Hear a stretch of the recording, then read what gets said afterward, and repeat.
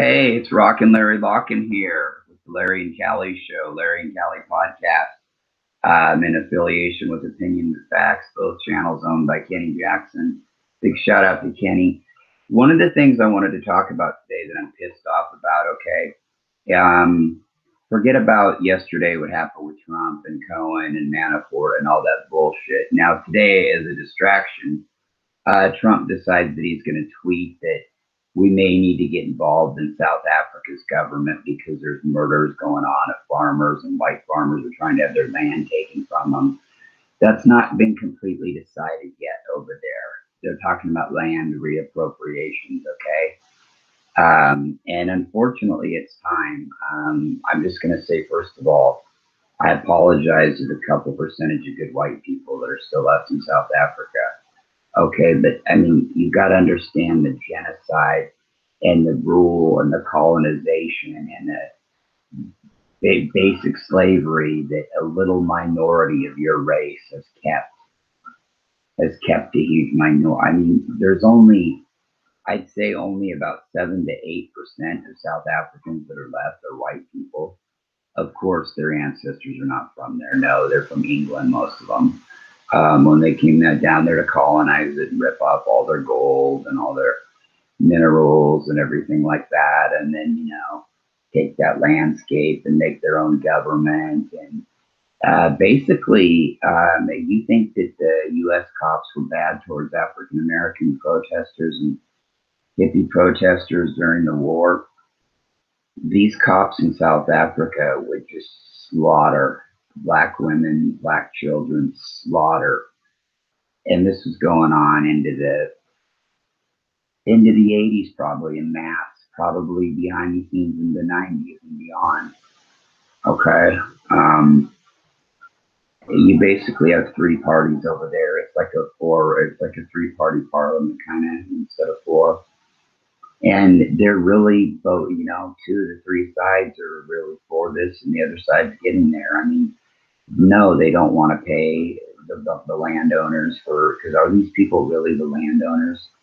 They may have went out and claimed it, but these are not. These people are invaders to that country. Okay, I mean, they've got to understand. Hey, get with the program, and nobody's talking over there about genocide, about starting to go in and kill these people on these white farms. But eventually, at some point, if these people don't get along with the program, listen, this is going to be white people will not like me for this, but I don't give a shit. There's such a small percentage of white people. Australia's offered you a place to go. If you're a white nationalist, get the fuck out of South Africa. Go to Australia. Don't stay there. And there's this group called the Suidlanders. The Suidlanders are a paranoid white nationalist. They have a farm somewhere in South Africa where they're being taught how to be snipers and, warming up for a bloody civil war as we speak. That's what they're trying to get attention from all over the world, putting out press releases that they're under attack and all that shit, and none of that's going on. And Trump has no fucking biz. The only reason, a little bit of it's a distraction, but it's perfect for him because he gets to attack a untold number of African American black skinned people by pulling this bullshit. Okay, it's a dream come true for a racist bigot like him, and something like that. This story could spread like wildfire if it's not fucking checked. I've been following it for a couple of months now. Okay, here and there, listening back and forth to the South African parliamentary talk about it. And they're very strong and they're very stern about these land appropriations. Nothing's been settled. Okay, they're working on it, but it's going to happen.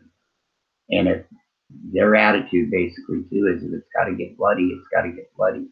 One great one leader. Oh gosh, I can't remember his name. It was Julius something. The man was very, very, very, very, very articulate in how he spoke. I wish I could find the clip here of him real quick, but I don't think it's Anyway, what he is I do apologize for getting his last name. That was fucked up of me as a journalist, but he is the president of the Economic Freedom Fighters. Okay, or he's the leader of it.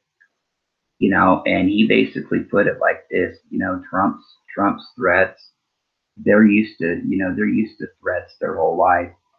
They're used to threats their whole life. They're used to living under shit that people in the United States are not even fucking ever used to dealing with. Okay, so this shit's nothing to them. Okay, and Trump ain't gonna go down there and do anything anyway. Leave South Africa alone. Okay, let they're doing fine. They're doing fine with an African American. They always should have had an African American control fucking whatever parliament, prime minister, all of that. For fuck's sake. Okay? 8% of the goddamn country's fucking white, and that's it. Okay, and now they're out there trying to steal farmland because they're being forced out of the city and shit like that. And it's ridiculous. There's a few sane thinking one, There's okay, so half, 3-4% of them, which is half of the white people there, are maybe good people, but I wonder how much they've thought about what their ancestors have done there. I wonder how much they've thought just in recent times of, you think Rodney King was bad, of just seeing people gunned down with fucking rifles and machine guns by cops at will. Okay? Ending apartheid was just a step. It was not good enough. That country belongs to the black race. I'm sorry, people, straight up. You can make different arguments in different places. Well, America, you really can't, because white people, nobody's naturally from here. Okay, so that's a whole nother story, but there's a whole lot of us motherfuckers over here, and I'd be glad to get rid of a lot of them too, believe me. I don't mind being the one of the few white guys, okay? The awkward, the awkward, funny, boring white guy. I don't mind that. Get a lot of them out of here. They can go back to wherever the fuck they're from. Scandinavia would love to have. I'm sure Scandinavia would love to have them back. Mostly our southern brethren and sister of a pale color. But anyway, back to South Africa. Either go along with the program, because here's the deal. Then in another 20 years, the white population anyway would be 6%, then go down to 4. In 2 generations, they're going to be. It's going to be completely. They're there at that point. They are where it's going to be completely gone. Okay, so there's no need for them to fuck around right now and start a civil war. This land belongs to African Americans. All right. Now the fact that they don't want to pay, why should they fucking pay? See, that's the funny thing is, why would they pay? Why should they have to even pay to take that land that's theirs? Okay, that little bit of land. Why should they have to pay for that? That's what they deserve to have back. You know what I mean? They didn't go pawn it at the pawn shop and they're coming back to get it out. They had it stolen from them. Okay, period. Like I said, white people over there, Australia's offering y'all the asylum you want if you think you need asylum out of there, but it's exaggerated. Nobody's getting murdered. It's just going to depend on what the white people do. If this nut fucking group is trying to get people riled up, the suited landers, what are they going to try to do? Are they going to try to get other white nationalists from other countries to come in there? I don't fucking think so. And the African Americans are smart over there. They've got access to shit too. I have no doubt about it, because they're very conscious and awake people, and seemingly know how to run a government. Wow, can you believe it? I never would have thought. They run a government better than white people do. I know, it's amazing. I say this a lot in my talks, but yes, folks, yes. If everything is equal, they're great. African Americans, I say there, I'm not being stereotypical, but it's proven They make great scientists, great surgeons, great physicists, great CEOs, great lawyers, okay, great teachers, all this shit. With the right opportunity, they do all this as good as they whatever you want to say, dance, rap, sing, act, comedy.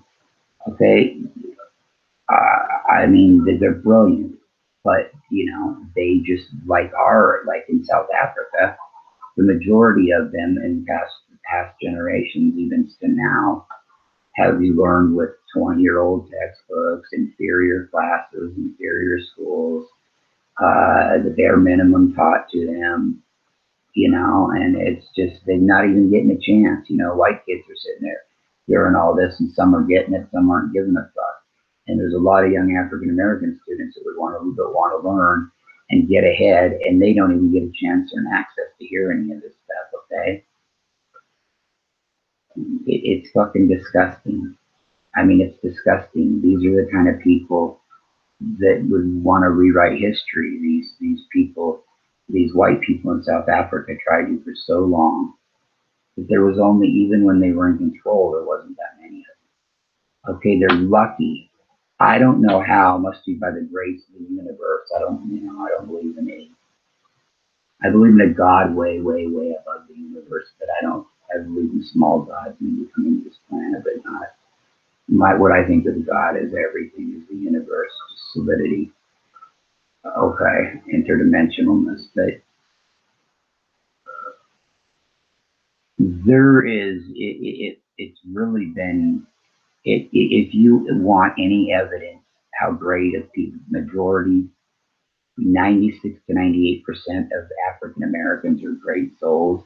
If you want any other fucking proof than that, I'll give you the only proof you'll ever need. The fact that, hell, even in the 90s, the 80s, the 70s, they didn't make a decision. They didn't make a decision that, okay, we know that we're gonna sacrifice a lot of us. We don't have the weapons they do, but we can storm the fucking Capitol. We can get what we got and go fucking guerrilla on them. You know what I mean? And they didn't do that. So they're not, and they could have. I mean, I'm not talking about being a G as in a fucking gangster. I'm talking about as in fucking guerrilla warfare, not any kind of fucking racial slur. But if these fucking white nationalist crazy idiots try something there, it'll be a bloodshed. Okay, and all it'll do is further divide the process a little bit, but that's what they want to do. They're pissed off because their time has come to pay the rent, pay their share, to go along with the people that really have the rights to that country. You know what I mean? And now I'm sure they've still got a lot of minerals and gold and all kinds of shit, but it could never be paid back how much of it's been fleeced from them. It's like, I don't want to compare the two, but like paying off reparations, which needs to happen one day in America, any descendant of a slave. And I've seen the numbers. I keep saying that I did. That I got to get a hold of that sheet again about how much each African American descendant would get a month. But it was, it was enough to pay the bills with. Not a mansion, but enough to pay your bills. But in South Africa, that's their land. Okay, people want to stick up for fucking Israel all the time. Fuck. Okay, look. So after the Holocaust, after World War II, about 3 years later, all of a sudden this new state was established, the Israeli state. And ever since they kicked the Palestinians out, and ever since they've had the Palestinians and a fucking 2 million, 20 million, whatever Palestinians, I forgot how many there are, in a fucking like barbed wire, enclosed by barbed wire, their land. They don't even let them come in to Israel. They only have one other way out, and it's through Egypt, and Egypt isn't too friendly about them going through there. So what was the point of that, of taking that land away down there? And I don't buy the story that, oh, they just all migrated and settled in their old establishment. Really? Well, you mean the Palestinians just moved out for them and other people just moved out for them down there? You mean that? Or do you mean that we had European help to make sure that they were hooked up and set up in that area with nukes? And they were hooked up and set up in that area with our protection and things like that. Otherwise, there's nobody there, especially in the Middle East. And yeah, take a tribe, people, your color, my color, any color, and let's just go start and say, hey, we claim this land, and see how far it gets, without having big, backing behind it. I don't buy it, man. I mean, it stinks, and I would imagine I hate people that insult the Jewish people. It's the Zionist leaders that are the fuckers, just like with a lot of things. It's okay. So when that was established, they probably let everybody that was of a high standing move in first. It could be like government officials. Then certain families got to go down there, and then on and on and on of Jewish descent. Okay, but I'm sure it started right that way, and we never bitch about that. But we never fucking address and look at what happened to that beautiful little country down at the end of the tip of Mother Africa. I mean, the white colonization of it and the bloodshed. It's just, like I said, it's amazing. It's amazing that it didn't get to a point one time in a bad riot where a huge percentage of that 8% of white people there were just taken out. Okay, and it still may come to something like that. It's up to the white people. Are they gonna get out their guns and try to fight and keep, pushing their narrative forward all over the fucking world? Because that's what's happening to them down there when it hasn't been decided yet. Huh. And Trump tweeting about this shit that he's going to have Pompeo go down, Mike Pompeo, CIA, I think he's a CIA director. It's hard to follow anymore. That he's going to go check this out and check into all these land seizures and murders of white farmers down there that are going on. Well, yeah, that ain't going on, first of all. And if it was, it wouldn't take very long at all to get rid of them. It would be a short process. And I'm not advocating for violence at all. I'm just saying, if it fucking crossed that line, and we're about at that line, because they really are starting to get a good thing going over there. Okay, good economy, a good parliament. I noticed that this is good. Two of the parties are solidly black. I think you'll find a couple white people in one of the parties. I'm not saying that's a shitty party. One's kind of extreme, one's kind of middle, and the one's kind of like, oh fuck, we're gonna have to go along with this, and they know it, and they're getting used to the idea. Um, so that's just what's gonna have to happen. And if Trump goes poking around down there, and this is just a dog whistle. This is just something he's saying to distract me yesterday. But God damn it, I could see this coming, but I couldn't because I've been following this a lot and talked about it a little. And what a perfect! I can't believe I didn't get my evil mind in here and think about it. What a perfect! If you're Trump's advisor for his racist ass, you couldn't come up with a better thing to pick on and lie about and make up shit about and get your believers to believe. Because, well, it's obviously mostly all black and now they want their country back. And gee, this is genocide. They must be really, they must be out of their mind. But you know what? Even if it was for a distraction method, I guarantee fucking to you, if the situation were reversed, you'll hear this all the time. If the fucking situation were reversed, we wouldn't even hear anything about this shit from fucking Trump. Okay, we'd have to hear it from good alternative fucking sites. You know, maybe some of, you know, they wouldn't care. They wouldn't care.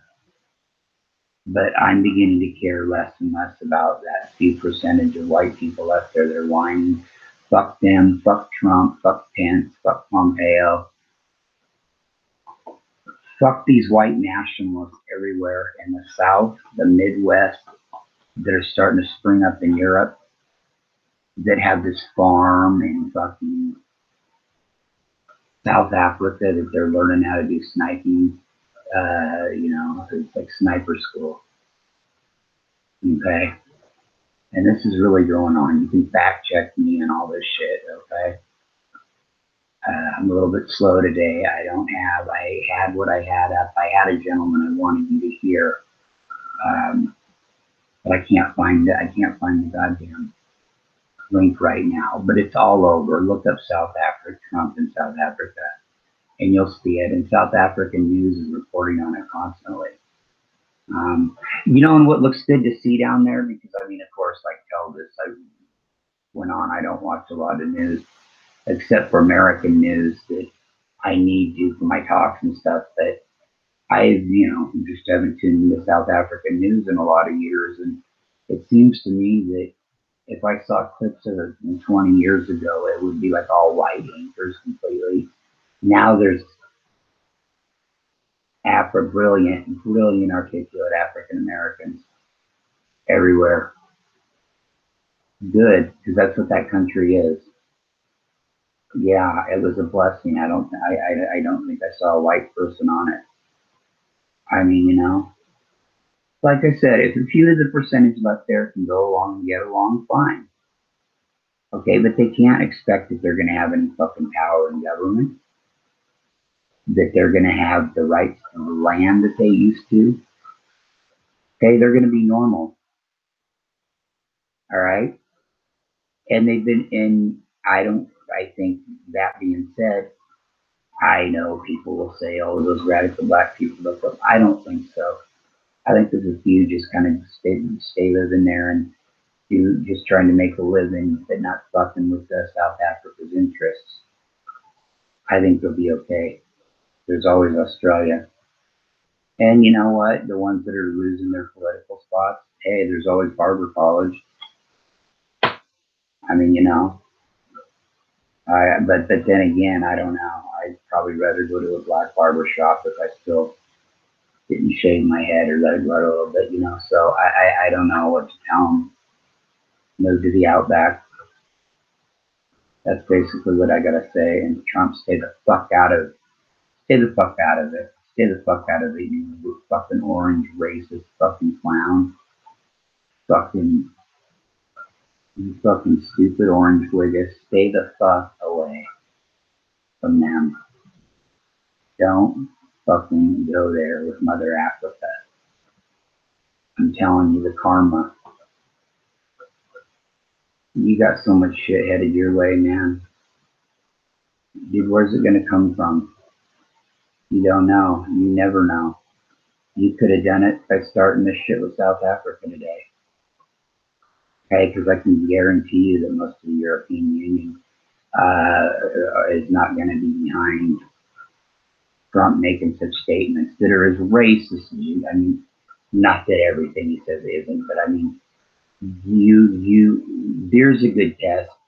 If you know anybody who doesn't think that this fucking tweet by Trump and this fucking plan to go down there and see what's going on, if you don't think that this is 100%, okay, let's say 90% racist, because the other 10% I still want to throw in a distraction for Colin and Manafort, but then again, really, it is 100% racist because he wouldn't fucking with him if it wasn't. So that being said, I'll quit rambling on, but I just wanted to say that it really fucking pisses me off because South Africa should have had their fucking country in complete control at the end of apartheid. Maybe a couple year period, you adjust, get the fucking whiteness out of there, fuck FW to clear, get them out of there. You know, I don't know. But you know, it ain't like I said, they're a different breed. That's a different story than America. Okay, that belongs to them, and they're in control now, and we need to support that control. It doesn't mean support genocide, but that does mean support. Really, what we should do is we should go in and if they want help, if those fucking white nationalists started any shit. But that's not our, you know, Trump wouldn't do that. Yeah, Trump would really do that. Yeah, he might go in there for another reason, but we don't have any business in there at all. So, I mean, you know, you want to deal with Johannesburg and you want to deal with Cape Town and the major cities there now as far as trade and their ports. You know, you're going to have to deal with a black mayor, black governor, black prime ministers, prime minister, black regional leaders, okay? Shit's changed, and for the better, because these people have been ready for years with their innovation and ideas, but first getting this shit clear in their country and getting rid of these douchebags, these white nationalist douchebags that think that they came and helped colonize that country and made it what it is. All you did was fucking slaughter a bunch of people and take some land and fleece all the minerals out of it and gave them nothing. You gave them fucking nothing. You let them fucking starve. You shot them. You blew them a fucking way. You fucking killed them like you shot, like there was 100 Tamir Rices in front of you, little boys. Fucking wasn't no big deal to slaughter that many right in a row for the cops there. No big deal, huh? Oh, what? Yeah, because they're just black. What? There's a lot more of them than us, so it's okay. I mean, was that what Jesus Christ? I mean, I hope that mentality in America doesn't develop. Well, kind of. I mean, oh, there's so many more whites. You know, there's it just, you know, what I meant to say was reverse that. I mean, there's too many. Yeah, there's too many whites. Fuck it, it's just another white person dead. You know, but that was their attitude. They thought they were golden and colonists, and none of them would step up. I can think of a couple, but I can't really. I'm not going to give de Klerk much credit for the Mandela thing or any of them really, because to me that was kind of just a gesture. They didn't end apartheid. Part of that should have been like, yeah, within a half a decade, control's going to switch completely. Okay, end of apartheid in 5 years. Here, I'll tell you what, motherfucker, I'll give you 5 years. 5 years to transition this thing to get you fuckers out of here. Not a day more. And if it's ready to happen before then it's ready to happen before then. But anyway, I love everybody. Much love. I know I'm not as exciting as Kenny. I said my forte is usually interviewing people. And I do have a couple other channels, Playing My Grid Project, Playing Express Productions. It's a lot of spiritual and ET talk, but I only talk and fuck with people that are enlightened. I don't fuck with people. I mean, it's all, a lot of this shit will sound crazy. A lot of you hear it, but I don't fuck with people that want to make shit up. You know, some of it could be made up, who knows? But I've experienced a lot of shit myself, so I can't really say. But I don't have people on there like fucking if you're up late at night and we're fucking ran into on AM radio, coast to coast AM with George Borey. All disinformation and bullshit and fucking a half-hour commercials. Okay. You ever want to know about an extraterrestrial experience? Just look my interview up about it. I'm not, like I said, I've had them. I'll say that, but I'm not going to rehash my story again. It's on an interview, unless somebody wanted to specifically voice chat it with me privately. Then I would tell them what happened. But with that being said, maybe Kenny will be on tonight and stuff like that. But I want to send much love out to Oak. Much love out to Miss D, Miss Double D. Great, great, great, great callers. Maybe should get a little time out and separate each other once in a while. No, kidding, kind of. But I'm going to be working with Misty, and we'll get her going good. And Kenny and Oak will be fucking dynamite together. Dynamite. I really believe that. I love that idea when you brought that up. And yes, I am just the slow, boring white guy, the perfect one to rein Misty in. I guess. So I'm going to try to slow her down into about fourth gear. Both good souls, great people. Much love to all you and Kenny Jackson. Much love to Shay Bone. Much love to my fiance, Sith Luner's daughter, although she don't like politics. But anti-jams, thank you. Thank you so much. Yeah, coast to coast. Okay, listen.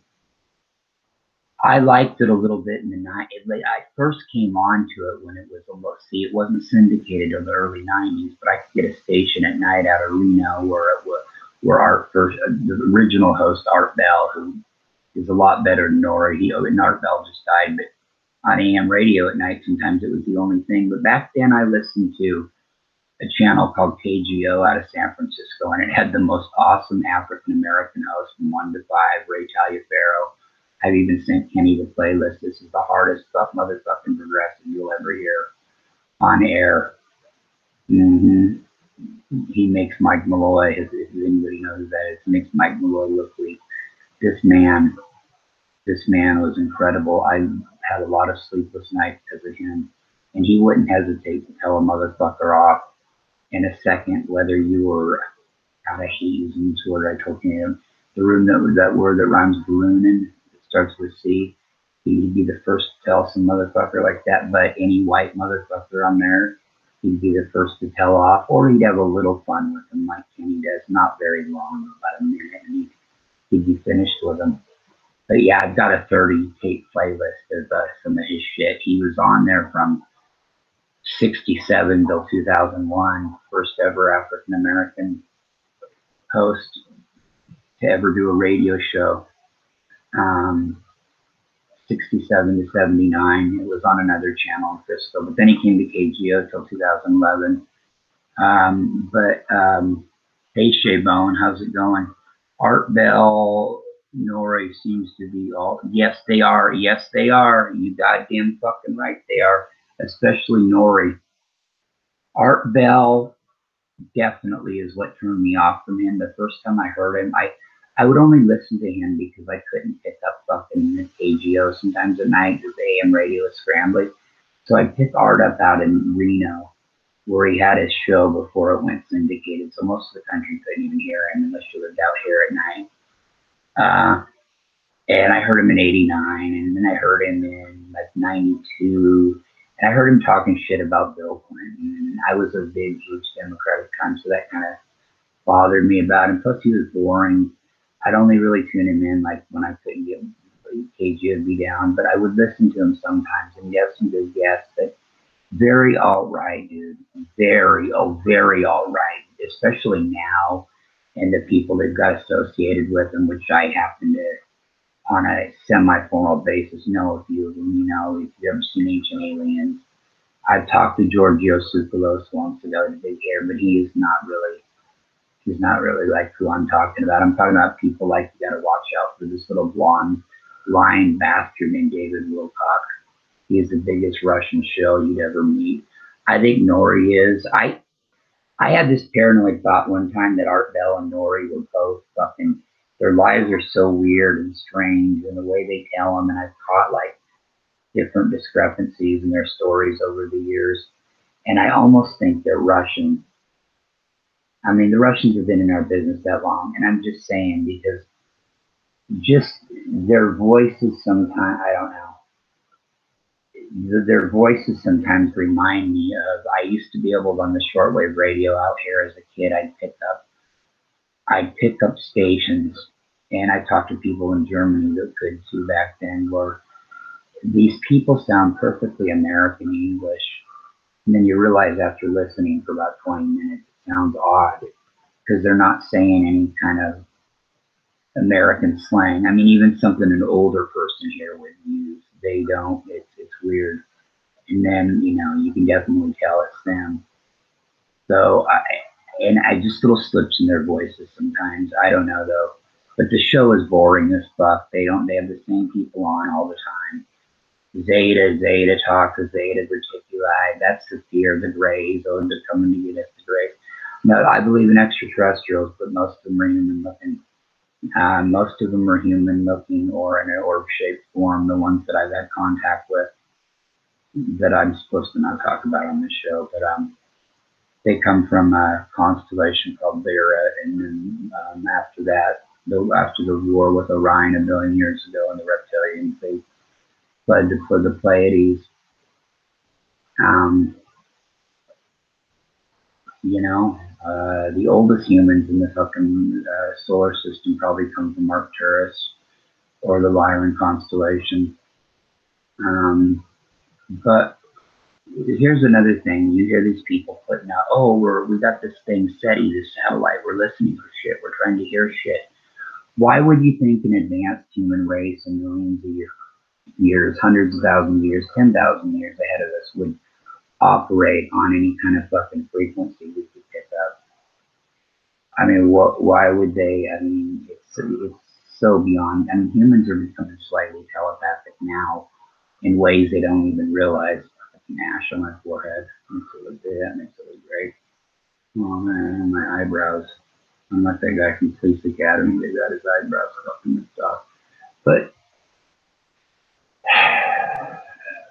you know, I mean, Area 91, shit like that. I'm done. I would never talk about. It's boring. It's old news.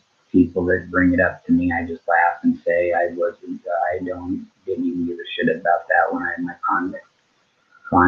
I mean, because it happened, the crash, and it was either some fucking real aliens or it was some kind of fucking test that us or the Nazis were running with the fucking with anti-gravity, free energy air propulsion.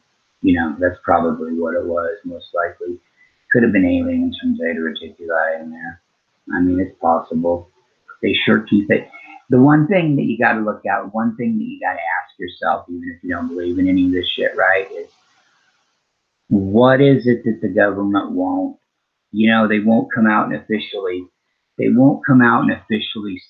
fuck you. I mean, they will come out and actually officially say, no, they cannot talk about it.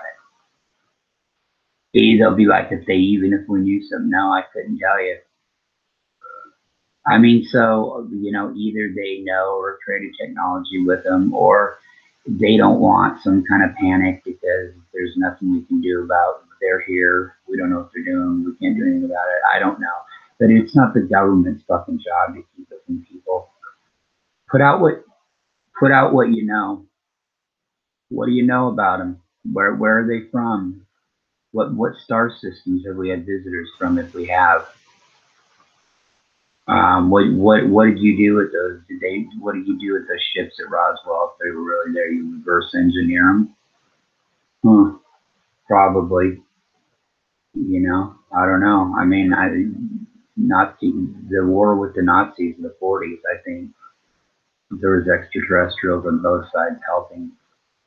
Not very nice ones with the Nazis. And I think the Foo Fighters, those invisible things that helped out a little bit, maybe. Another star race, who knows? But back to South Africa, speaking of the star race, speaking of the fucking motherland tip of the goddamn earth. Okay, the motherland tip. Totally. And they're becoming how they're supposed to be. Let's stay on this and put the word out there and make sure that these fucking white nationalists don't decide to get crazy, even if land is taken without giving money, because there is no money that should be given. I mean, you steal something from me, I'm supposed to pay it back. You know, I mean, I know motherfuckers like that in the white, you know, that are in the upper white neighborhood, but that are like that though. They'll probably buy something back from them. But you know, I try not to keep motherfuckers around like that. But anyway, Yeah, it's crazy. I wish, yeah, anti-jams. Hey, dude. Yeah, Nori do seem right. Yeah, he really is. Yeah, yeah, any beans wouldn't be heard on a regular. No, no. And they may not be able, they could pick us up. I have no doubt if they want to do, of course, but are they listening in? Maybe. They could pick us up unless they wanted us purposely to hear a transmission. We're not going to hear anything. They've had that stupid SETI fucking satellite since the early 70s pointing up at the fucking sky. It's got not, you know what? It did get one thing they cannot rule out as non-intelligence. In like 1977, they got this signal. You can look this up. The signal popped back to them with a bunch of weird sequence of numbers. Okay, that looked like it come from an intelligent thought, but that was it. And that could have just been a fucking lie to justify the government funding for that thing because it's pointed, and I guess it's even pointed in a fucked up direction in space. I mean, so they're not, we blast everything out into space too. We've been blasting shit out since, the Beatles were here, TV shows, music, any song you could ever think of is all blasted out to the cosmos. But and then you think about another human race that a planet that was like Earth, which I think there's about 1 trillion of them in our backyard we don't know about in our own little galaxy alone. But they're not really ready to. They'll help humans, but they're not going to fucking come in and save the day. They're not going to come in and ruin and blow us up. No, no, no fear of that. They're not going to come in and be our savior on some certain day. Okay, and when I used to do channeling, what I would get from my star guide was that look, we would do about 10% of it for you.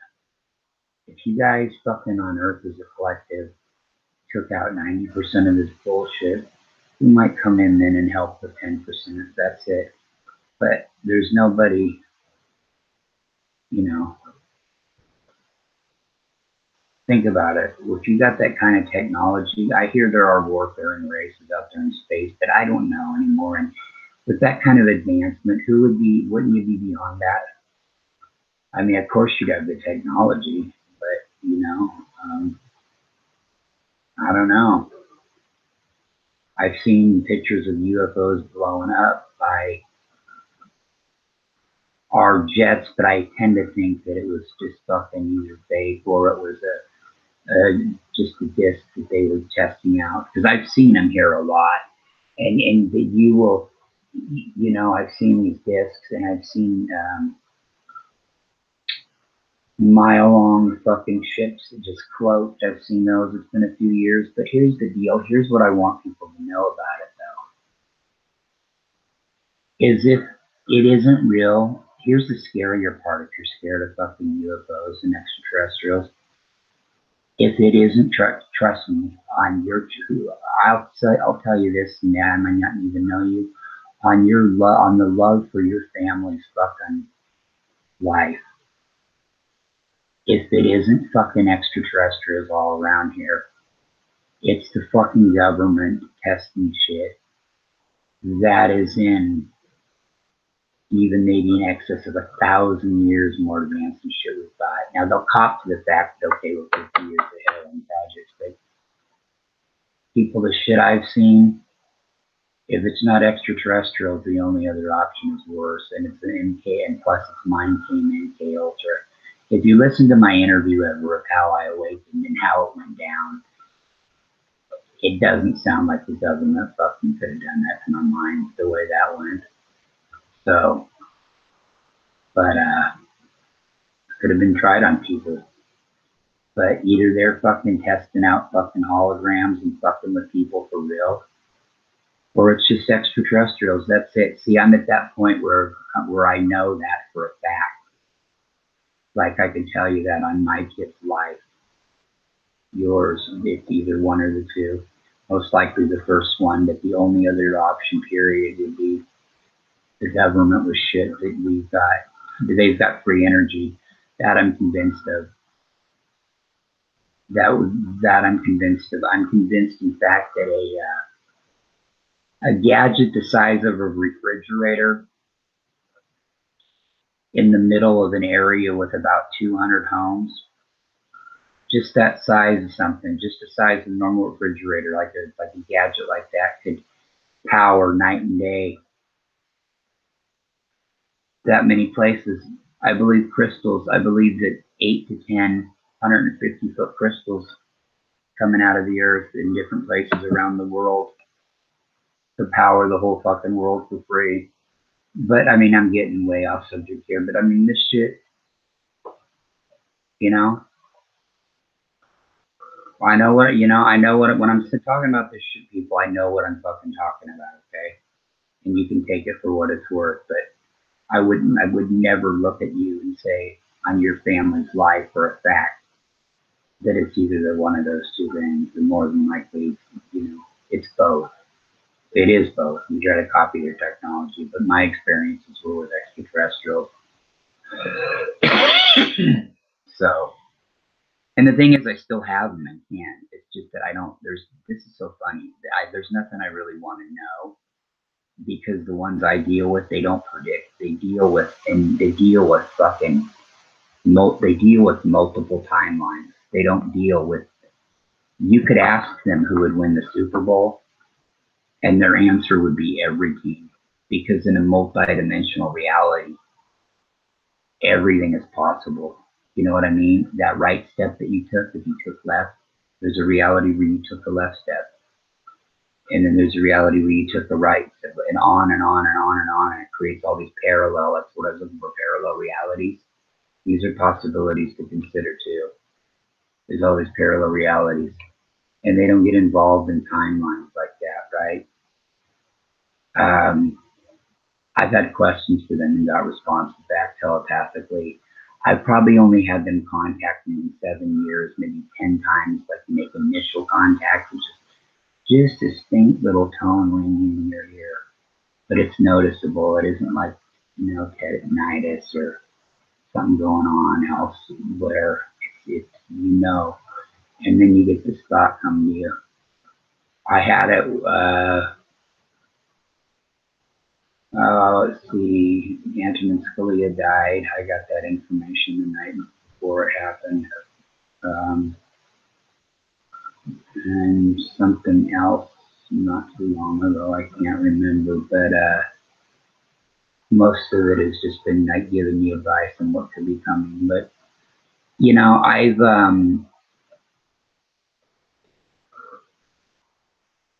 I used to, because okay, what does anti-jams got to say if some advanced race from very yeah, it would be.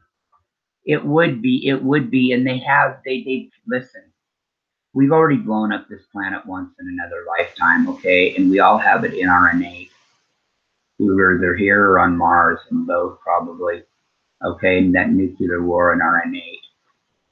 And they tried helping us, but all it did was we weren't ready, obviously. And they're not going to create there's going to be people that, I don't think as many people are going to freak out as UFOs land with humans in them as would that the government may think. Or maybe they would. Maybe it would destroy what they worry about is it would destroy everybody's religious kind of views, man. It would destroy their, but I think the Bible, of course, is skewed, and it's a 200 to 2,000-year-old book, and there's a lot of bullshit in it, and it's hard to read. And the thing is even if that fucking document was written 100% accurate, words change, meanings change, things change, interpretations change. People were different back then, didn't see the same shit that we're writing all this shit. And it's really filled. I've had people tell me, oh, there's no such thing as ETs, and they don't even involve, they're not in the Bible. They're all over the fucking Bible. Genesis is all about, the Nephilim, those who came from the sky, the Anunnaki, that fucked with our DNA. Okay, we weren't just cavemen. We're an advanced race. A lot of us were an advanced race of humans, and they fucking basically sliced our DNA, our helix strands that connect all our DNA in half. And used a lot of slavery in Africa to fleece gold. You've got gold mines here. fuck, I don't know, hundreds of thousands, I mean, thousands of feet deep. The technology, some of these we don't even have the technology to do today. I mean, so they wanted the gold from our planet. But anyway, I'm getting off subject, and I believe about half of Genesis, or if not most of it, I believe this is the one thing, probably the only thing George Norrie and I agree on, is that, and it's funny because the thought and everything that came to me, and like 2 weeks later, I heard him for a second, is that Mars, Mars was destroyed in a nuclear war, and part of Genesis was on Mars. I really do believe that. And if, you know, and of course, there's always a book, if you really wanted to look at the Bible, written by a guy who was forced to rewrite it in 3 languages in boarding school, Eric von Däniken. And he's like, wait a minute, this don't add up, that don't add up. He wrote a book called Chariots of the Gods. There's even a boring movie on it from '72. I tried to get my kids to watch it. They're like, fuck, this is too slow. Apparently, it was the first movie ever shown on an international air flight. But Chariots of the Gods by Eric von Däniken. You can pick up the book, or you can listen to it on YouTube. He's actually the guy that created ancient England. He's really not on there anymore. It's, you know, he's getting older. But that book really, if you believed in if you were trying to bridge the Bible with reality and get mystical, magical bullshit out of it and get reality about it, you could read this book, because it talks about the story of Elijah, and it talks about Sodom and Gomorrah and what those really were. And Sodom and Gomorrah was a fucking ancient nuclear war. It wasn't God being. You weren't hearing God yell in the streets like they say in the Bible. It was probably some fucking loudspeaker. Okay, I mean, you know, you got to take this shit for what it's worth. These people want to believe some magical, mystical shit, but yet they couldn't believe the thought that there'd be BTs in the fucking sky today. I don't know. Anyway, with that, keep an eye on South Africa, and see, I believe in the Bible, Quran. You know, who was just created by white lady. Yeah, they were. And you know what really the odd thing is when you read them, they say the same. They do. They do. That's a good point about evil future plans. Exactly. They do all tell the same fucking story, though, right? They tell that same story. And it's actually historic, like even historical stories. They kind of about the deluge and shit like that. The flood, Noah's Ark, which, let me get into that real quick. Noah's Ark was built by one guy. I don't think so. It was a fucking spaceship. Okay, and it wasn't one of every animal on Earth that they put on there. Although it could have been, but I doubt it. I think it was one blueprint of every DNA, or 2 samples of every DNA of everything on Earth that they took in there. And I believe a big, huge fucking nuclear war between 2 continents set off a bullshit that set off that great flood. And those 2 continents were called Lemuria and Atlantis. The USA was water back then, except our coasts. Our coast lines were like where Lemuria started, was in the west coast all the way through Hawaii to Australia. And then Atlantis was like part of our east coast, Antarctica, all the way through Europe. That's what I believe, and have had channeled to me once, and then 2 weeks later I was listening to another guy, and he said the same thing. It was weird. He must have got the same download, but anyway, it was a large spacecraft. Yeah, it was the big part, really, I think, of Atlantis. When you look at Atlantis in a picture, you see this big kind of city with things going out of it. Atlantis itself, that city capital, was a spaceship, I believe. But then you had the rest of, you know, other islands around, and they were crusaders, unlike the Lemurians. Even though they had a huge continent, they just were into a big, strong coast guard and defense force on their own. They weren't into fucking with people like Atlantis was, until they got nuked and Australia turned into what it did in the outback. And then Lemuria nuked, and of course that's why Antarctica was frozen the way it is. Maybe this could all just be theory, but you know, to have somebody repeat it word for word after I did, I don't even know. But you know, all I know is that you're right. You're right. Anti-Jams about one thing, right? They're talking about these evil future plans. I know the Bible is so fucking desperate to have the goddamn fucking rapture. They could bring it. I mean, they've got a heart. They hate the fact that the white race is fading out. Okay, they hate the fact that people aren't being brainwashed as much, and you know, in church fucking attendance is going down. They hate it, but they've always also wanted this. Bring this on with Israel. Attack Israel so we can start Armageddon. We can start it because Iran at any cost. All they want to do is kill those people in Israel. All they want to do is start a war. Yeah, you know, just because you're a fucked up government and maybe fucking manipulate your people or something or whatever that Iran does, that doesn't mean that they're fucking stupid either. Okay, you really think that they want to? They know that. I mean, they know their existence would be done if they started it. Okay, they know they'd be turned into a parking lot. Why would they want to do that? Like I've said 100 times before, if they were really that crazy, you know how many car bombings we have going on. I mean, I'm not talking Israel and Europe here. You know how many not car bombings, but like suicide bombings we have going on. You couldn't stop them if they were these people were really that fucking evil. Okay, and so come on, they're not over there. They have every right to be pissed off Israel's there, actually, though. You know what I mean? But they're not. We're better off fucking working it out and making sure we never get to a point where we have to use another fucking nuke. All right? I mean, and we'll never go help another country that's not for an agenda, okay? Like Somalia, we went over there with barely. I mean, unless you got, hey, we'll come over. I'll tell you what, we'll make a deal. I've got the contract right here. I'm a representative of the U.S. government. We will come over, and if you don't have a dictator, we'll find one for you. If you don't have a rebel to overthrow him, or we'll find one. We'll find a group of those for you too, and we'll start a war. We'll bomb. All we want in return is your artifacts, your ground resources that you may have, like oil, minerals, things of that nature. Uh-huh. That's all we want in return.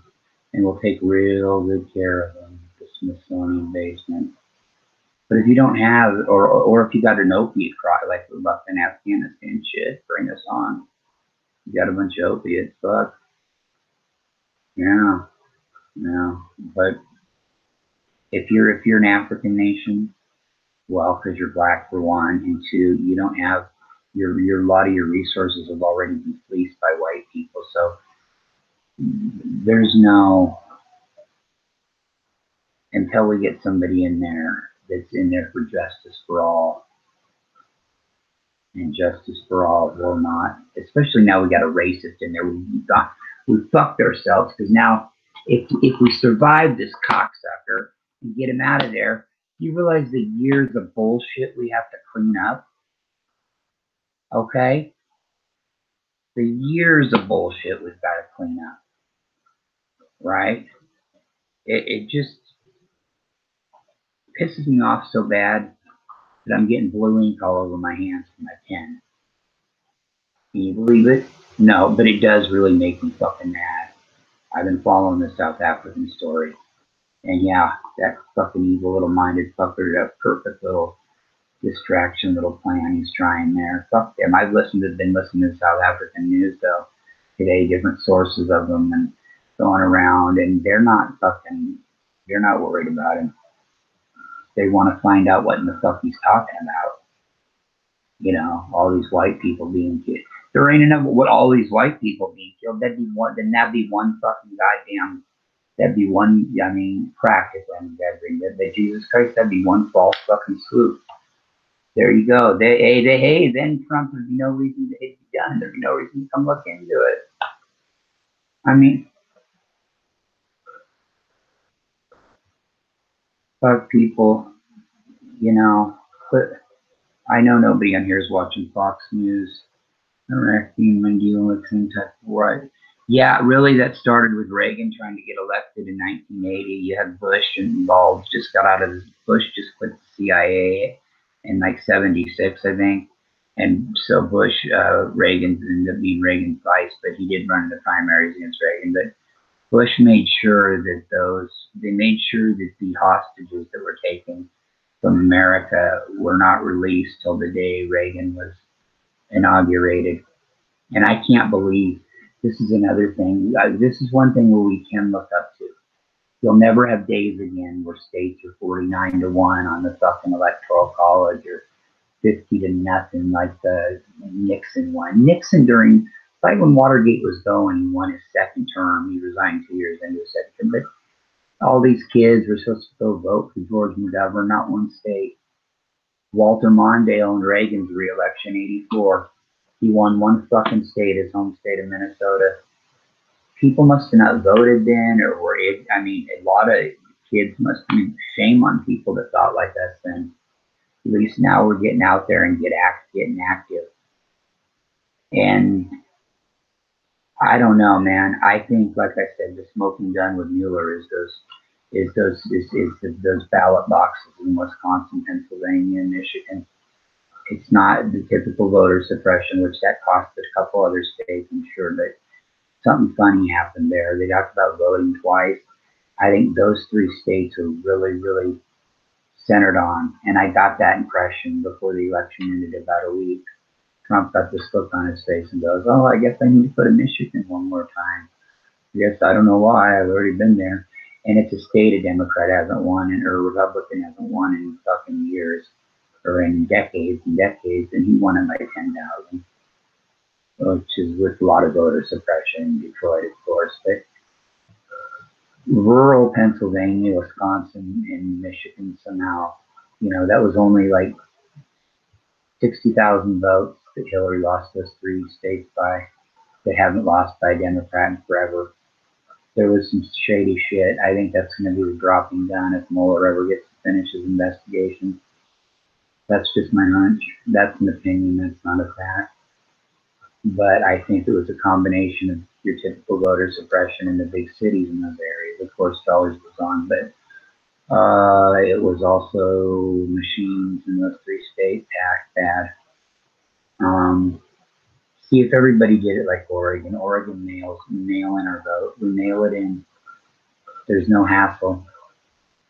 Mail it in. Congress, let's see, anti-jams Congress are either getting things on them or somehow they have been stripped of the government powers, making 45 a dictator. 45 should be impeached to 2050. Yeah, all that could be done now. Something's funky with something is funky, like those people like Devin Nunes, right? Anti-jams. Some of them are involved in this, okay? There's some that are not, but some are like fucking involved in it. I mean, Mitch McConnell is remaining silent on all these things Trump said yesterday. Won't say word. You understand, of course, his wife, Elaine Chao, works in the Trump administration. And Paul Ryan's retiring. They're waiting. This is going to be a waiting game until the end of the year, really.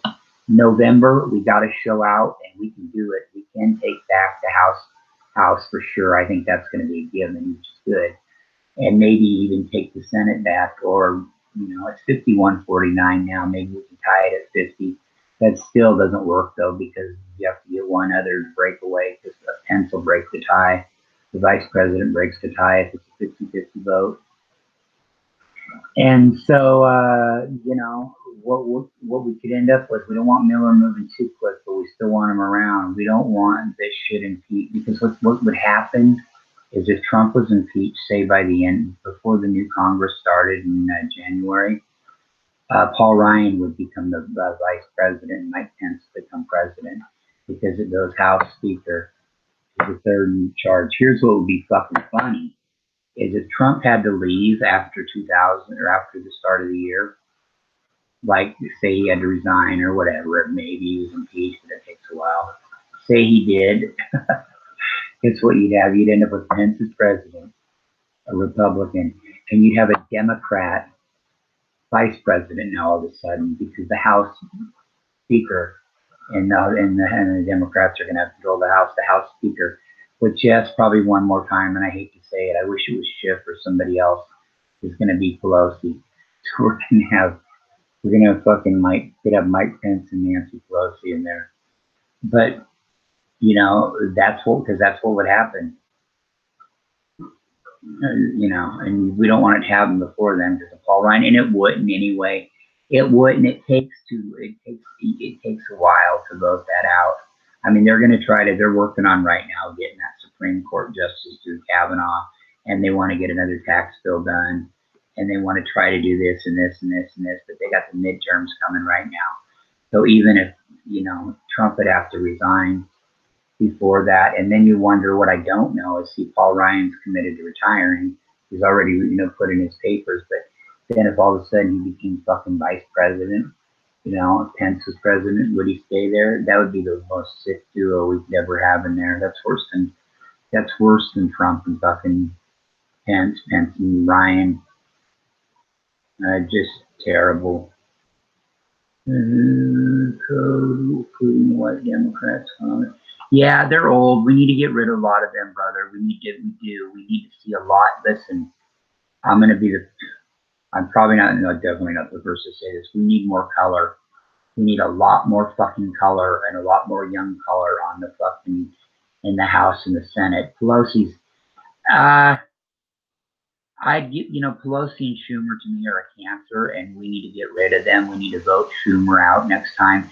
Congress runs every 2 years. Pelosi's going to win this year, but she's getting close to getting beaten, okay?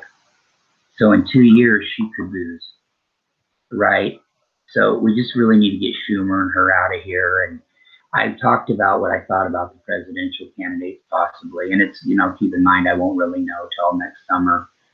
But I love Joe Biden and Bernie Sanders. Too old for me. I mean, I'm concerned. I would vote for any of these people, keep in mind, over Trump and support the hell out of them, but concerned, too old. Amy Klobuchar from Minnesota. Cory Booker I would love to love him. He's only about 70% as cool, though, as I wish that he should be. And he don't do it for me. He just doesn't. He's just a little bit short of having that it factor. I'm still a little burned about the way he voted against that medical bill, or Bernie had one time too. So he's got some corporatist in him. You can tell he's just he's a good guy, okay, maybe, but he's 20 to 30% short of being what he should be as far as like integrity and coolness. So I can't deal with that. You have that leaves Kirsten Gillibrand, Kamala Harris, Nina Turner. I'd like to see, and of course, things keep going the way they're going, and he's not satisfied. Who's throwing his name in there is Michael Avenatti, and people laugh and ha. But he could really capture the nation by storm, especially if he picked. He wouldn't pick Gillibrand, but he'd pick Kamala Harris or Nina Turner. And so you'd see an Avenatti Turner, an Avenatti Turner, more likely an Avenatti Harris race. But and another thing you got to consider too when they pick Elizabeth Warren, by the way, she'd be great, but she's getting older. We need her in the Senate. We need her to take Chuck Schumer's job in the Senate.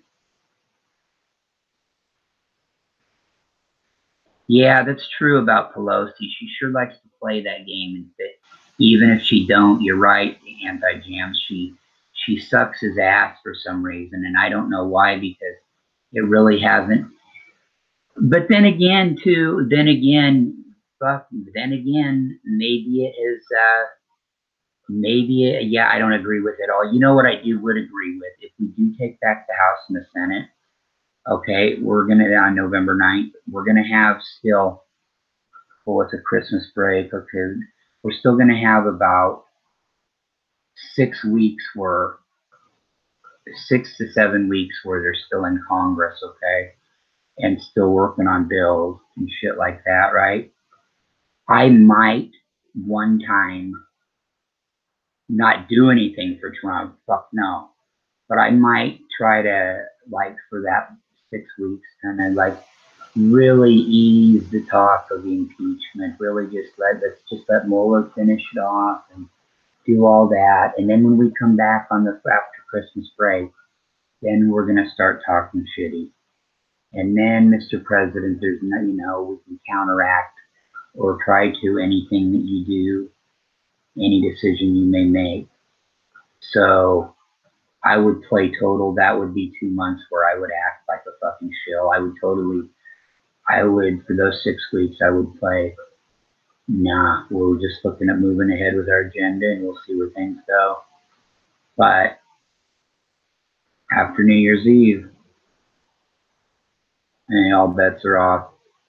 You just don't want this Trump doing something stupid into those 2 months when when he's more vulnerable to do that. I'm more worried about him getting that Supreme Court justice through, which he probably will. See, after the election, I'm worried about him firing Miller and doing all that pardon everybody. I'm not worried about him after the election. I'm not worried about him firing Mueller though in November, because then all that would happen was, okay, in a month, in 2 months, less than a month and a half, he'd be picked up by Congress as a special investigator, or the House. And if we had the majority in the Senate too, so that ain't a worry. But he's got the power. He can fire all these people, and he can pardon everybody. I figured that what he's trying to do, like with Manafort, pardon him. I feel like he's trying to wait it out to see if he wins. If this election goes shitty for him in the midterms, maybe he waits to pardon. Does he wait to pardon Manafort and all that until he thinks he's going to get elected again, or when he loses, or if he's going to go that far? I don't know. We'll see, but he could take his chances and do that.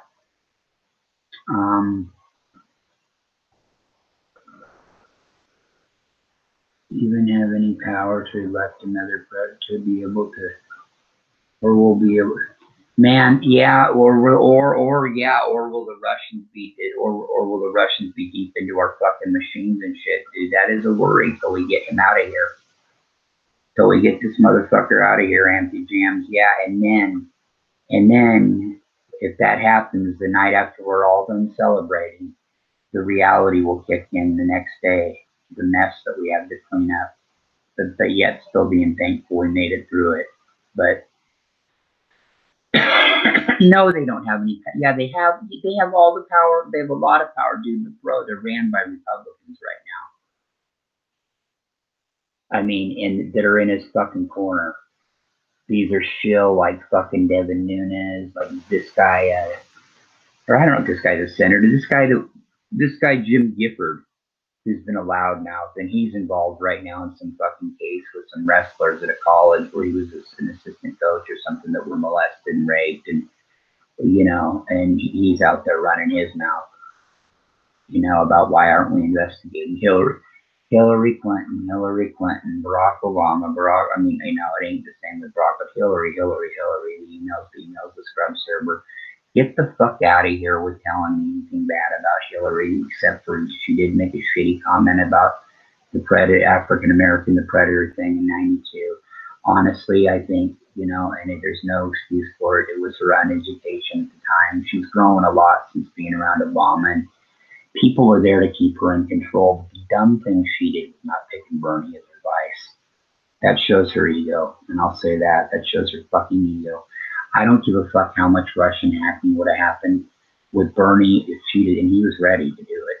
If she'd have picked Bernie as her running mate, he'd have fucking made a one even with the Russians fucking with every state.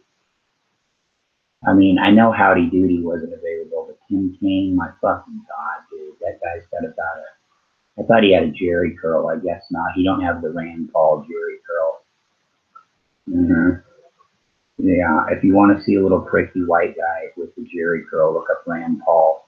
He just was recovering. He got beat up in his yard and punched in the ribs. Now, you got to be pretty much a punk when you live in a white gated community, right? A wealthy one. And your neighbor comes and beats the shit out of you in the yard. You know that you have to be a fucking I mean, you know, we're not talking fucking Watts or Compton or Grape Street or we're at Burnside in Portland or Hilltop in Seattle because I'm a West Coast guy. You know, we're not talking about that Tenderloin district. We're talking like a white gated community out in this yard, and this guy got the shit beat. Talk about places. Being a minority has some type of hidden rule in Congress to be able to remove a president. Yeah, it's funny you mentioned that anti-Jansen. I don't know where I heard this, but this morning I heard somewhere where they're really looking into what you're saying right there. There because of some of the shit they're worried Trump's going to do. They're really digging into looking into what kind of options they have. Well, there was the filibuster, but see, the thing is, each new fucking Senate can get rid of it or put it back. The filibuster meant that you need 60 votes for anything. Like, I mean, even though it's 51-49, if the Republicans couldn't get 60 votes, it wouldn't go through. Of course, you need a whole 67 to throw a president out of the White House. But but Mitch McConnell got rid of that. And see, but the next Congress could bring it back. Will they? Who knows? It depends, or the next Senate could. But if the next Senate stays with the Republicans, then they'll keep it the way it is. And then some of these sellout Democrats will vote Republican on confirming that fucking judge, which they're digging information into him too. The Democrats, this ain't over yet. All I'm saying is it's going to be a relief. Well, I hope it's going to be a relief to get through. Hopefully everything works well in November and then get to fucking January. And then we can go from there and let Mueller's investigation go.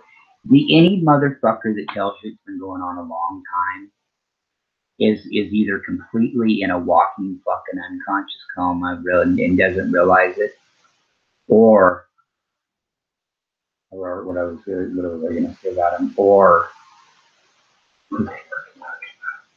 if they don't, I got caught up on, yeah.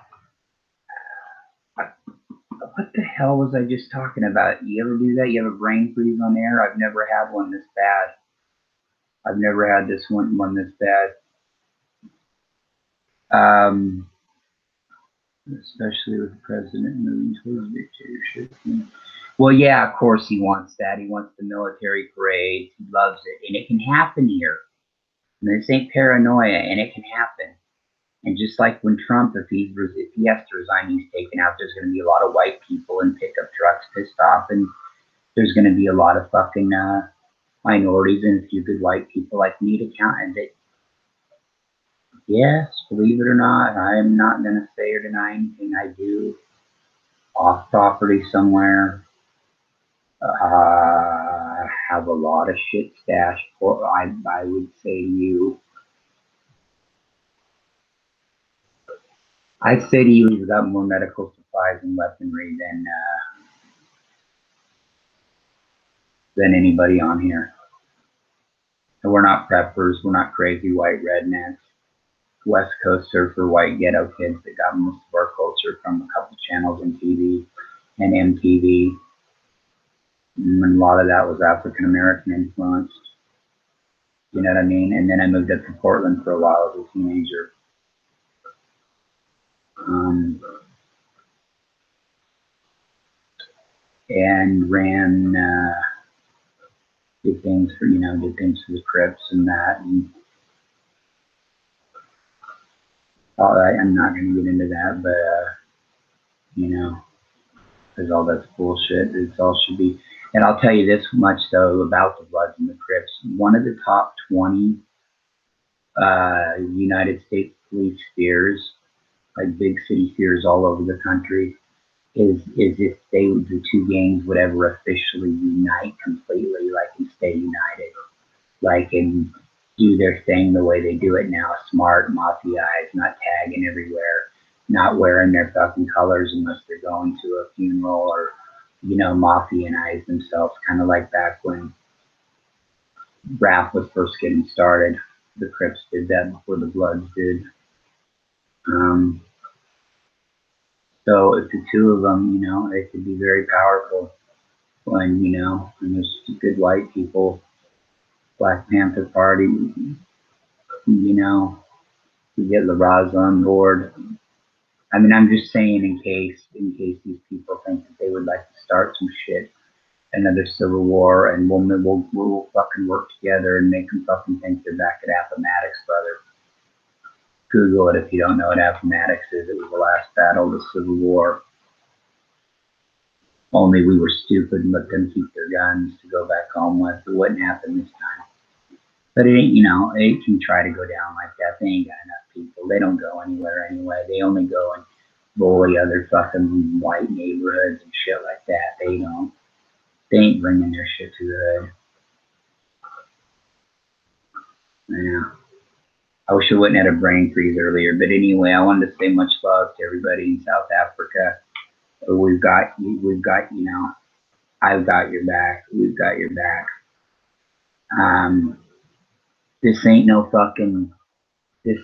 marketing apartheid shit. Like, back in the day when it happened, it was good, but it was like almost a marketing thing, like how cool it was. And nobody knew the history really, though, and just how fucked up it was, and just how much apartheid really wasn't meant to change a lot at first. And,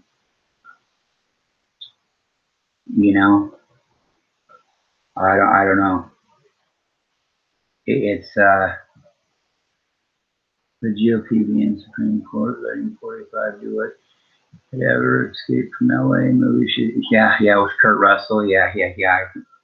Well, I think, Escape from New York was the original, I think, and that was 81. I don't think I ever saw Escape from LA. I know that was the second one he did years later, like years. I mean, I'm 43, so, and I remember shit clearly back to when I was 3 years old. So that's why I talk about that. I've known politics since just right before I turned 5, really good. At 7 years old, I could tell you every president, how long they served, every sports winner that ever, any championship that had ever happened to the 4 major sports. But my mind doesn't quite work that good anymore. I had a coma about 12 years ago. It lasted about 6 hours. They thought I was going to be a vegetable because I had an Oxycontin overdose, but it wasn't. It was cool, but it wasn't cool. It changed my life, and then I had that. I was still political, and then I had that awakening in 2011, and I was done with politics completely until this shit started. I really wanted Hillary, but then I wanted Bernie. See, it was the same thing in 08. I wanted Hillary desperately. Then Barack Obama came along, and I'm like, oh, no. And then I was the same way with Hillary. Okay, she needs to get this done. But then Bernie came along, and I'm like, no, I'm going to give it to him. So she's just been a victim of her own arrogance and a little bit of, if she could have a little more couth, and I think she would have been probably the third greatest president we ever had, behind FDR and Barack Obama. And FDR served 4 terms. That's why they have term limits now too, because FDR died during his 4th term, so they limited it. Plus 6 of fucking Obama's 8 years was completely a Republican-controlled House and Senate. He had no power, executive power at all. And look what all he did. He had no power. People say, well, those first 2 years he did. Well, those first 2 years were fucking chaotic, for one. He was trying to fix the economy, too. The guy's only political experience was a couple years as a fucking senator. Okay, he was still trying to figure shit out. All right, so you could make that argument if that happened in the last 2 years, maybe, but not the first 2. And then the last 6, he was completely not in power. I mean, basically, come the fuck on. Even in a Supreme Court against him 5-4. Imagine if the guy had people with integrity, that had halfway integrity, what he would have got done in those 8 years, okay? Imagine if he had 3 terms, what he'd have got done. I think, like he said, and it's funny, and I thought of it, before he said that he came along about 8 to 10 years too early.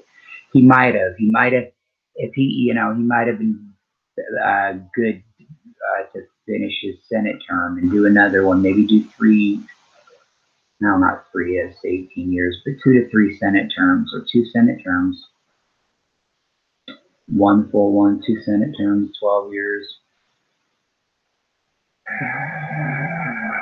You know, that would have put him at, is the way it was, that would have put him at 2016 after 2 Senate terms, and he'd have been perfect to run in there and get in there and run against Trump.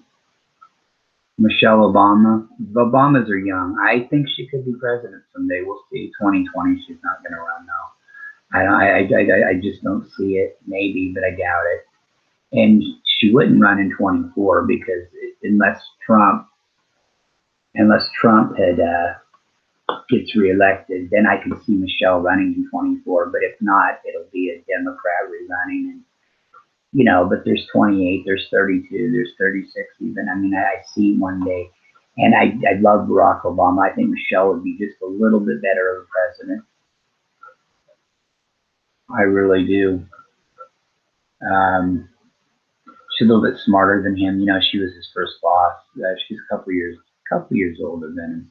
But she is, I ain't gonna say she's a brain family. They're both super brilliant. Barack Obama is the best speaker we've ever had as a president, and it isn't even fucking close. The most articulate, wise, wisdom off the top of his head, wit when he needs to, but knowing the facts in his mind and the way he speaks them out, most articulate ever. You know, Michelle Obama may break that. I don't know, but there's a charisma about Barack. There is about Michelle too, but yeah, and people love her. I think she'd be great. And she's not somebody that could be attacked. It would be hard for Trump would have to be very careful about what he said about her. And he would say shit, but it wouldn't take, you know, it wouldn't be like him fucking jousting with another opponent. Maybe we'll get to see that. I'd like to see him debate Hannity. Hannity will probably get to sit down and talk to him before that, though, because of the way the hearing went the other day. So now the gag should be lifted, and Trump should have to be deposed and be interviewed in the Stormy Daniels civil suit. Now, you know, they put a 90-day hold on it for Cohen. Now that's over. There's no reason, and it's a civil case, not a criminal. There's no, oh, well, could turn into, it's borderline. But Hannity should get a sit down with Trump and be able to talk to him about this. And that'll probably happen, but all these things will be delayed and shit. You know, because he's got a lot of shit coming at him on Omarosa. Who knows what kind of tapes that crazy woman has? I mean, I'm not saying I don't trust her, but one thing I would believe her on is that because of who she is, I believe that she does have hundreds of hours of fucking just conversations recorded with whoever and whatever in the White House, in meetings, private talks, you know. Oh, I can imagine she does. Okay, and even fucking this NFL collusion suit that Kaepernick is getting more and more ground on against the NFL because of Jerry Jones, because of Trump interfering in that. Trump and Pence too going to that game and leaving. Trump and Pence are both going to be subpoenaed in that. And there's an old law that you're not supposed to interfere as a president in a private business, like you know, I mean, when there's nothing illegal going on, you have no right to even be commenting to them, calling them, doing that. There's an old law somewhere on the books that they're mentioning, and that's what Trump has done by fucking calling Jerry Jones. And I mean, you know, you want to talk about two racists in a fucking room, man. All you need is Mike Huckabee and Jeff Sessions and David Duke, and you have the fucking fabulous five there. You know what I mean? Yeah, you'd have the fabulous five. It'd be like the starting lineup for fucking Kentucky Wildcats in the early 60s. When they didn't recruit, when they wouldn't recruit black players. Remember that movie they did too? They also lost that same team. Oh, wow. in '66 they lost to the first all-black college to win a national title, Texas Wesleyan. People are ignorant. Racism hurts people. And you know what? Racism also hurts the people that are racist because it closes their mind to most of the world, a lot of great things. And not to mention, they're sucking up air that other people could be using. So fuck them. 2 B's in a bucket. Next time I do this, if anybody wants to come on, if anybody would like to actually come in and talk to me physically, all I've got to do is email you, as long as you got a Gmail email, a free Gmail email or Hotmail account. All I've got to do is take this link here that I'm talking in and copy it, paste it to you, and click on it, and that'll usually bring you in if you got a Gmail or Hotmail. If not, then we'll have to become contacts, and I'll invite you in. But typically, as long as you got free Gmail email, I can get you in the room, and you'd be in the room talking with me right now. You know, as long as you wanted to. But it's hard to get. I think people, I don't know why they're shy. I'm the shyest person alive. But I just feel at this point in time that there's nothing else to do but to go off on this shit. Okay? In South Africa, stay strong. Stay strong. I love what you're doing down there. I love what you're doing. Don't let these white nationalists fuck it up. And people around the world especially, don't read into this bullshit of this group again. I had it in my shitty notes. They're called the Sulids or some bullshit. The Stulid. You know, I got to get a better note-taking system or get wealthy and get a secretary. The Sulids or some bullshit. You know, practicing their sniping, and that's how white people do. They're cowards. They snipe. They don't come right out and fist fight or gun you. They'll snipe. We know that. Or go in and mass take out people. Isn't it crazy? A lot of weird shit's going on in our country. Think about this. This always makes me think about it. I think at one time maybe the CIA or somebody, they were really scared of powerful people. They quit being like that now. But okay, from 1963 to 80, those 17 years, JFK gets plugged. Malcolm X in 65 gets plugged. Again, I apologize. I don't know who was first in 68. Dr. Martin Luther King Jr. and Bobby Kennedy, Robert F. Kennedy, both got plugged.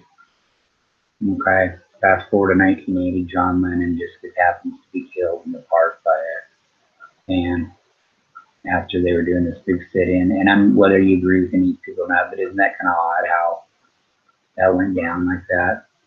People and even people that were influential, like Jimi Hendrix and shit like that, drug overdosed. Joplin, Jim Morrison, 71, all fucking at 20, all at 27. Same year. Crazy, huh? Conspiracy, I don't know. But we got to worry about what's going on now. Okay, we fucked that up already past. We didn't do nothing. We can give love to the baby boomers and I give love to the African Americans of that era, like the Black Panther Party, like what Martin Luther King was doing on his end, Malcolm X, and even Elijah Muhammad a little bit. I know he would never like me, but one guy I always admired was Dr. Khalid, the great Dr. Khalid Muhammad. He passed away in 1980, though, I think. No, 2000. But very wise man. I think I would have liked to try to bridge about a half an inch of gap with me and him. And that'd be cool. But he had every reason to think what he did. And then shout out to Minister Farrakhan too. You know, Kenny was talking about him the other day. I even sent Kenny this video. There is a video where fucking Farrakhan really lays it down. He's interviewed on 60 Minutes by Mike Wallace.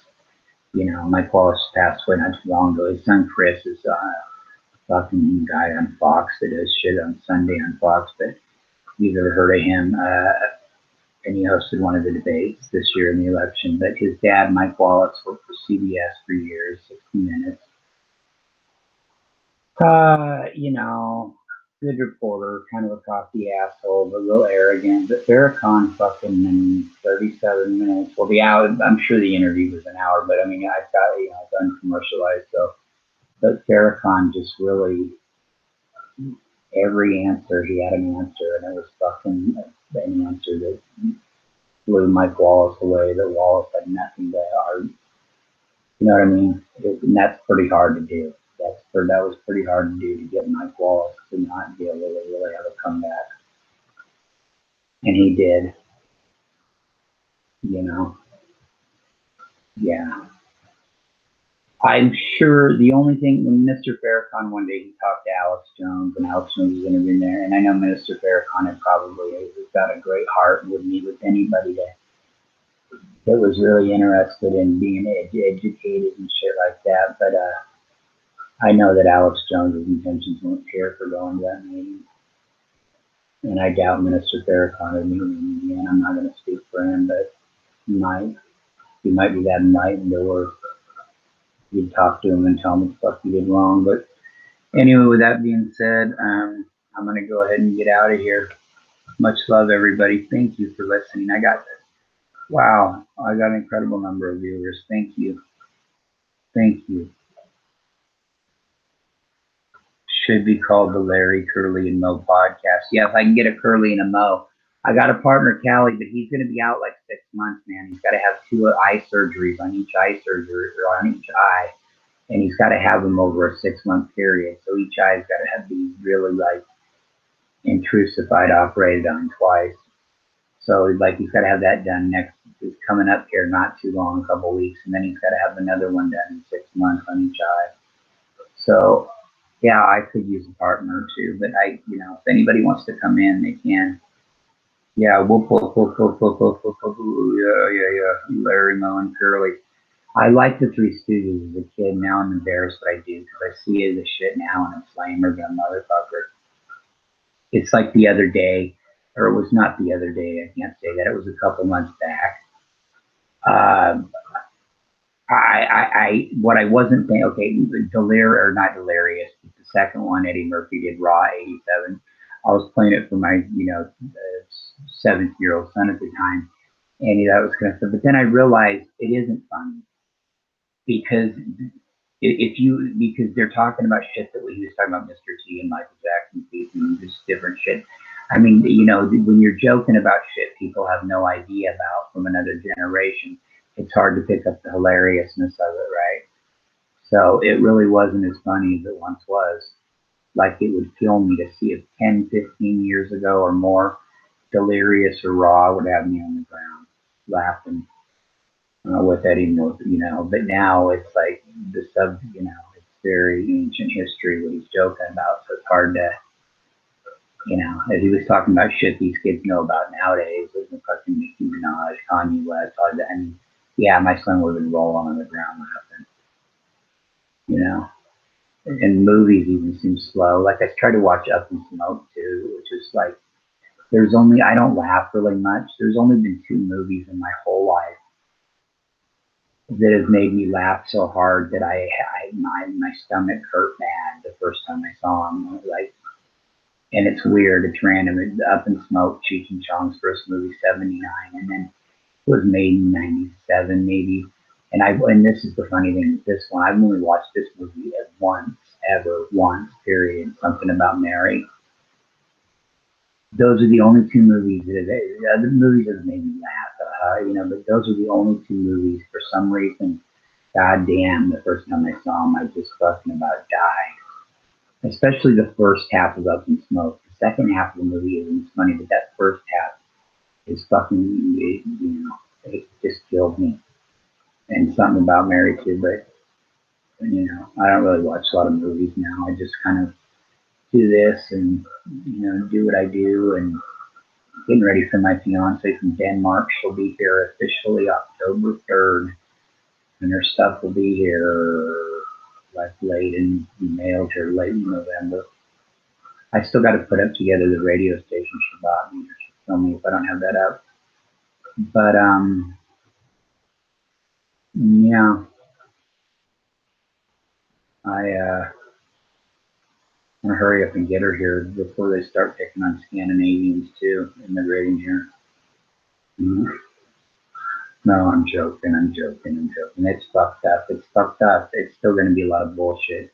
We're going to get married, get through the green card process and all that, but it ain't, it really isn't fair because I'm sure that now that I say that, something will come pop up. But I'm sure that I'm going to have a lot easier at the time, being that she's from, well, originally Iceland and Denmark last 15 years, which are all up there in Scandinavia, Norway, Finland, Sweden. But then Iceland's over by itself across the sea, kind of a little bit. But they're both all considered Viking Icelandic. So. But anyway, yeah, I know if it was somebody from Portugal or somebody that was getting married to from, I don't know, Spain or whatever, Puerto Rico or not Puerto Rico, Mexico. I mean, isn't that fucked up? I mean, it would be probably a lot harder and a lot more rigmarole, you know. But I'll bitch more about that once she's here. So, but South Africa, Louis loves you. And thank you all 5 viewers for watching. I know I'm not quite as exciting as Kenny, and get that worked out. I think the difference is he's got ADHD, I got ADD. I didn't get the hyper part of it. I just got the fucking mind all over the place and monotone, white.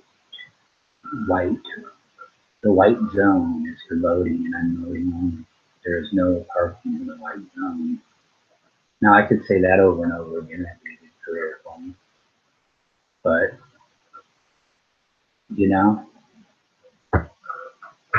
this is about South Africa, and we got off into some other subjects that they're going to be on my mind. They've been on my mind, and I'm hoping that Trump is just fucking venting, but he wants to send the CIA director over there to check it out. All the murders and mass murdering going on. The only thing sick going on is that white nationalist camp going on at one of the farms, practicing sniping and shit like that. And they're the ones that brought this out anyway in the Guardian, and saying how bad it is and that they're getting pushed out of their country and they're going to get their land taken from them. And all that shit hasn't quite been decided yet, okay? But it isn't their land, though. That's the key. Oh, and look, I'm a percentages guy, okay? We're not talking a 50-50 racial country. We're not talking 75-25. We're not even talking 90-10 anymore. That was like before 2000. We're talking like 90-8. And if the white people, take the white people don't agree, let them move to Australia. Mm-hmm. The ones that don't want to give up that land, they're going to give up that land. Okay? 3 or 4% want to stay and be good people there. Okay? But stay the fuck out of politics there. And stay the fuck out of landowning or anything like that.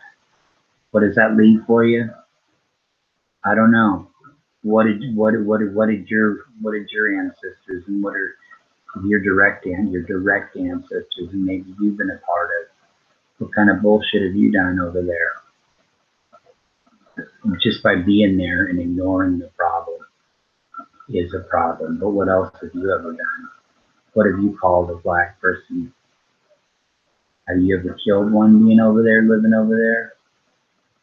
Huh? One of these cops that have mass shot, 100 Tamir Rices and mine?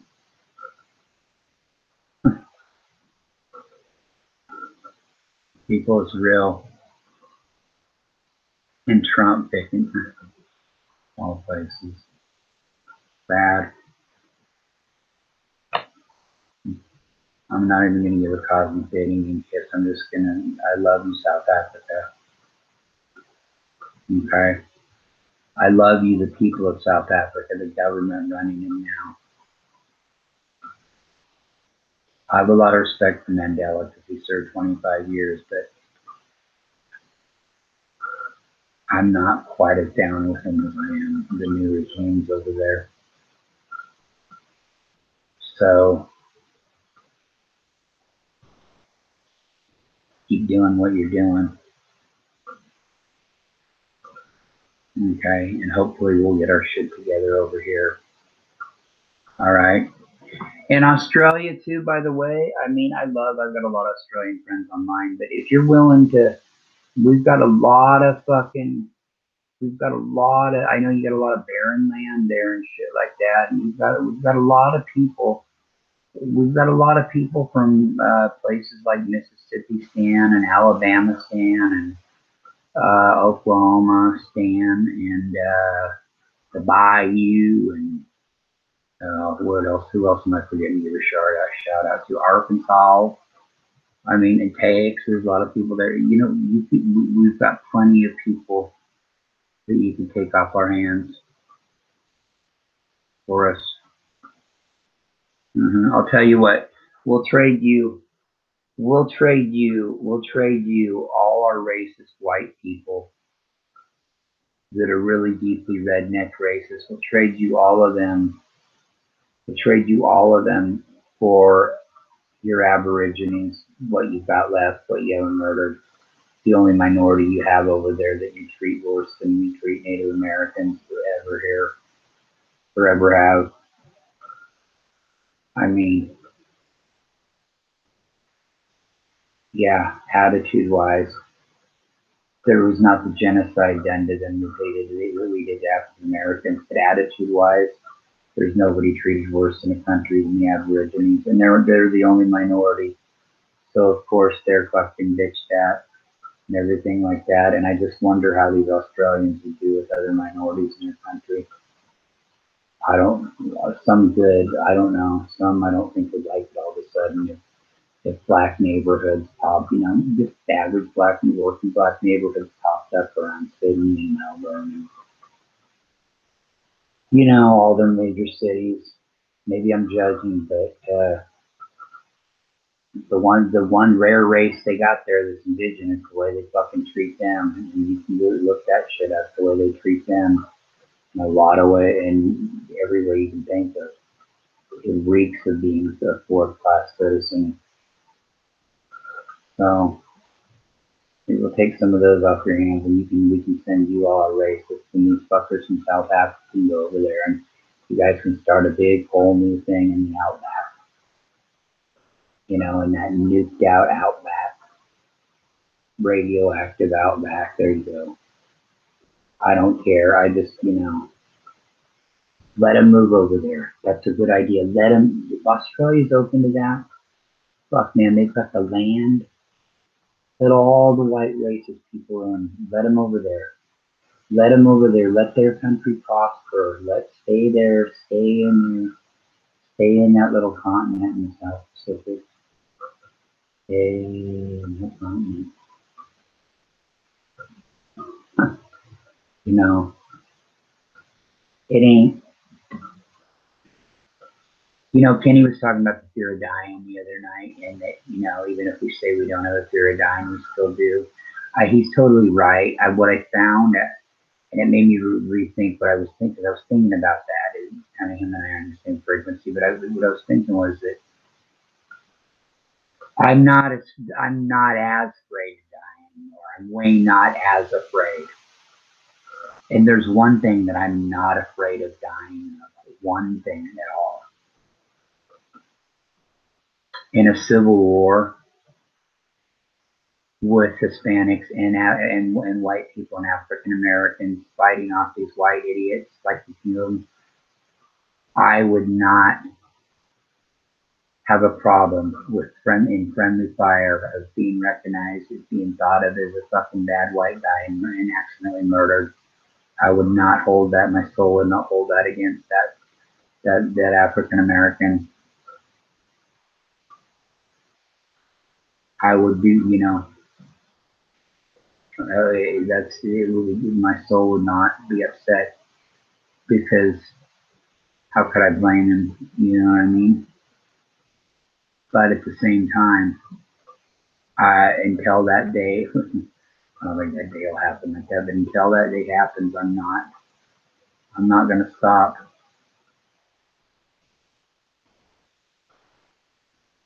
Hold on, they claim Trip says they claim that when they traveled to South Africa, nobody was there. Then they recycled the same lie with the state. Yeah. I never quite heard it like that, but that's kind of the impression that they would have to give off. Oh yeah, but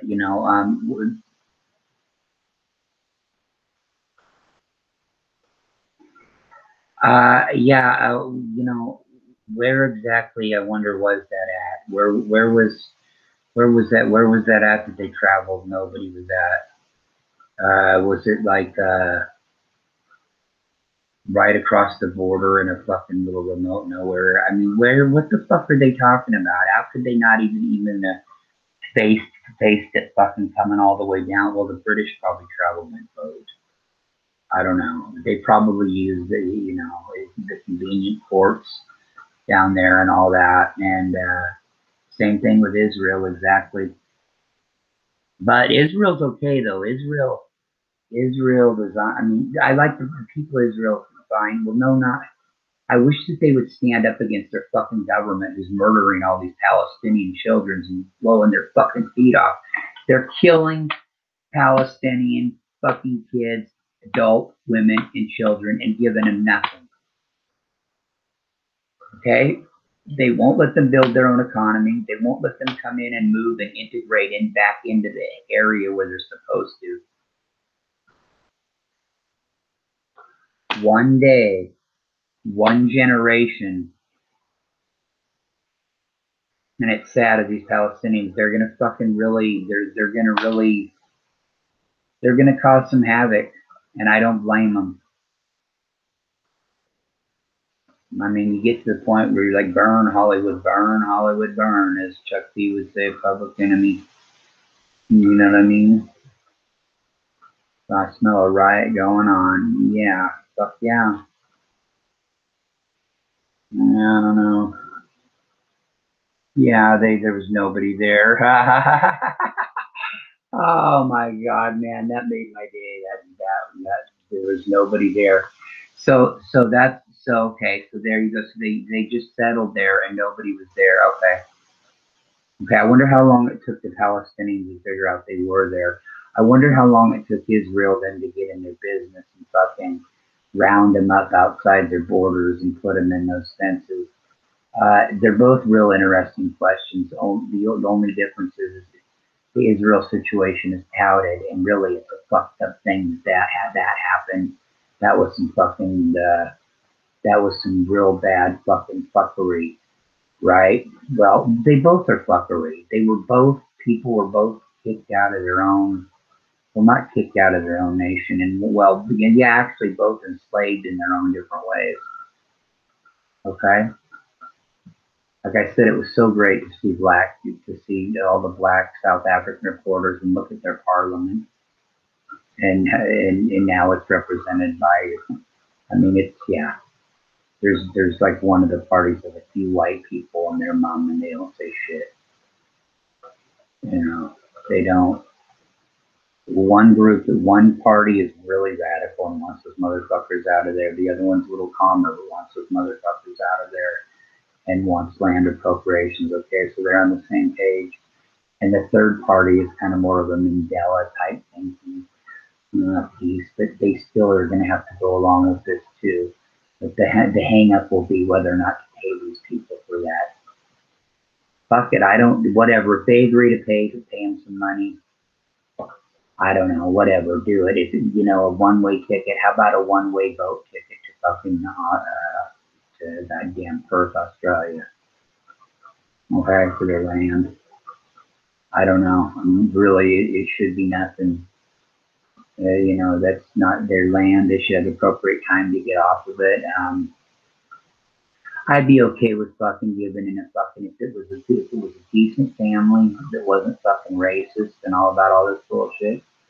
I might be okay with paying them a little bit of money to relocate to an apartment or something or whatever they got to do, but there ain't no fucking wealthy sweetheart meals coming, you know. And I'm talking only a percentage of people that I think about doing that other for, but I'm good with them reappropriating the land. That might not even mean taking it from the white people that have some of this land. It might mean taking some of it, some of that farmland, you know. And even these racist people are like, well, these black people couldn't farm as good as we. The whole fucking shit. They're used to doing it in the United States for fucking years with technology, inferior technology and hard fucking work, and not all these big processors like big white farmers have and shit like that. These people know how to get into the ground and grow this shit from the root up, and with the technology they've got to help them now too. I mean, fuck. This shit is serious, and once it is taken over by control of the mostly African Americans that give a fuck, they're not going to let those farms go down and go to waste. That's just a big stereotype they perpetuate, like, oh, in some countries they're not farming too good. No, well, fuck, you know, whatever.